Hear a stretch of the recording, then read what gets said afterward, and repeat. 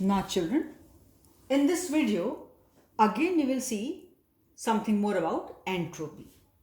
As I told you in my last video, entropy is a measure of disorderliness, disorder or randomness. What do you mean by this? Children, you have water in the state of ice. Molecules are more organized, arranged in a proper order, sp3 tetrahedral form. So, in a solid state, entropy is quite low. You go to liquid state, molecules are further far apart, they are having quite free motion, quite free movement, hence random order, they are moving here and there. So entropy has increased. Go to gaseous phase, vapor phase, right? Here what happens, molecules are further free, they are quite far apart, and there's more of disorderliness or randomness. So as you move from solid to liquid and liquid to gas, entropy increases, right? Disorder, randomness increases. So I hope you got the idea. What do I mean by disorder or randomness? Okay. So it is like this, that in solid state, atoms, molecules are very much properly organized, arranged in the proper order. So hence entropy is low because more of order is there. When you move from solid to liquid, molecules further far apart, they are having free movement, free motion, hence entropy has increased, more of disorder. And you go to further your gaseous state, molecules are further quite far apart, there's no force of attraction between them, they're totally freely moving here and there, and disorderness or randomness has increased. So its measure will increase, so entropy will increase. This is what you mean by entropy. Now, we had seen in the last video, entropy is Q reversible upon T. Normally we study for the reversible reactions, but children, in nature we have reversible and non-reversible, both the types of reactions. So entropy stands for S, or S, you show entropy by S. So entropy change in phase transformations, say sublimation means directly from solid to gas, or fusion, right? Solid to liquid, or vaporization, liquid to gas, all these things we will see now. So delta S is spontaneous for any reaction. Delta S for any spontaneous reaction is always Q reversible upon T. Whatever reaction is given, its Q, heat evolved or absorbed, is given to you, and the time is given to you. Sorry, not time, temperature. My mistake, temperature, because capital T is for temperature and small t is for time. By the way, you know it. Now children, suppose it was delta S vaporization. Delta S, VAP means vaporization. So it is what? S final minus S initial, S vapor minus S liquid. So it is delta H, enthalpy change, because children, we are only able to measure enthalpy. Enthalpy means the heat content, what all is there during this process at constant pressure. So we call it delta H vaporization upon its T boiling, right? TB means boiling point. So delta S vaporization means enthalpy change in vaporization, which is actually equal to what? S entropy of vaporization minus entropy of liquid. Separately we are not able to measure because we are always able to measure delta S. So delta S vaporization is equal to delta H means enthalpy change, heat content measured, enthalpy measured, heat content measured. H means at constant pressure. As I told you, 99% in measure heat content at constant pressure. So delta H means enthalpy change, which is nothing but a QP. Okay, for vaporization, and TB means boiling point. Similarly, if it is fusion, delta S fusion means your liquid is changing into solid, or solid into liquid, whichever way it is possible. So S liquid changing into solid. So this is your final solid melting. This is final, this is initial. Delta S fusion means solid melting to liquid. So delta, this is S liquid minus S solid. S final minus S initial. Earlier you had ice, now it is melting. During that process, whatever energy change takes place, enthalpy change takes place. That is also measured at constant pressure. So we call that delta H fusion. They will give you delta H fusion. Again, which is Q reversible, actually QP. QP fusion. Energy content measured for the fusion process at constant pressure. So delta H fusion, and Tm means temperature of melting. Say it is sublimation. So accordingly, delta S sublimation is equal to enthalpy change during sublimation upon temperature of sublimation.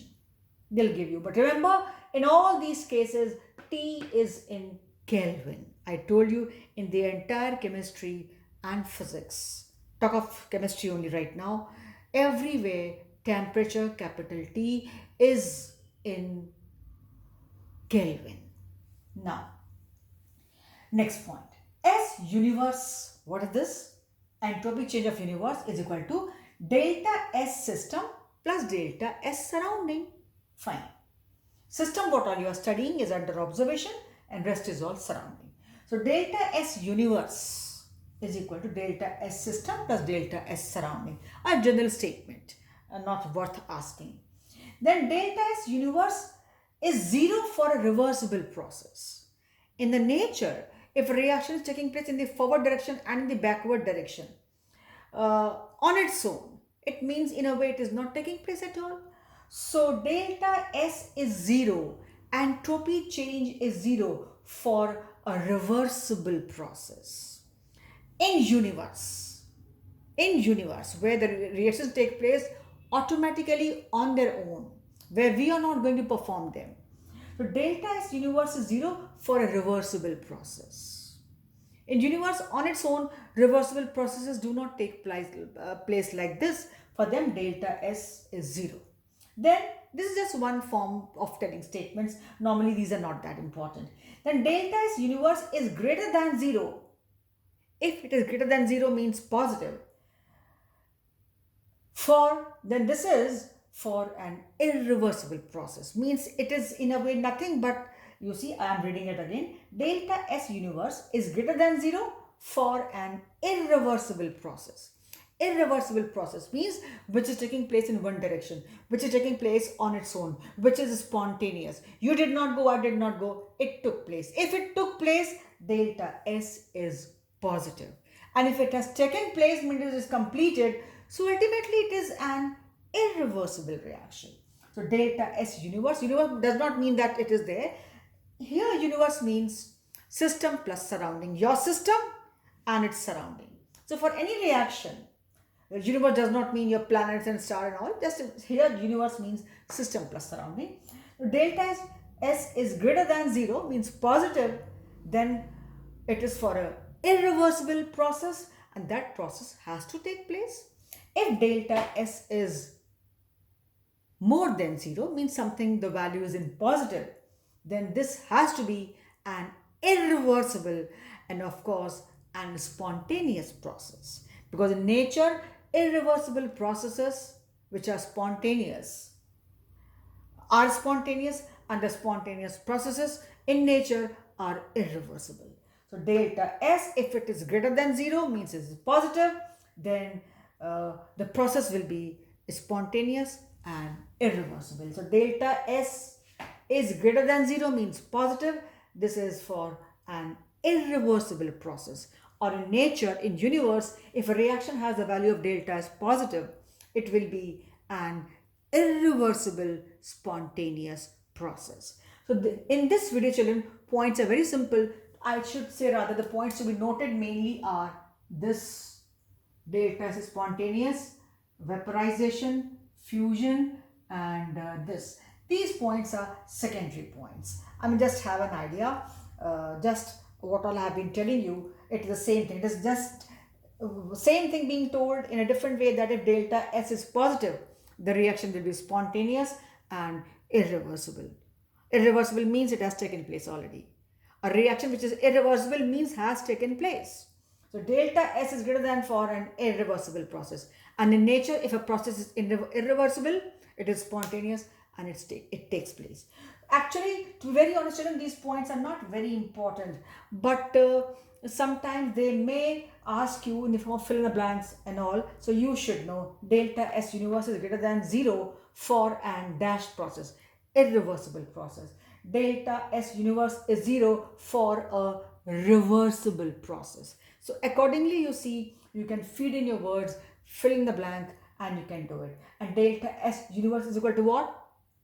Delta S system plus delta S surrounding. But otherwise also I'll tell you, these points are not that very important, that you should be very much tense for these points.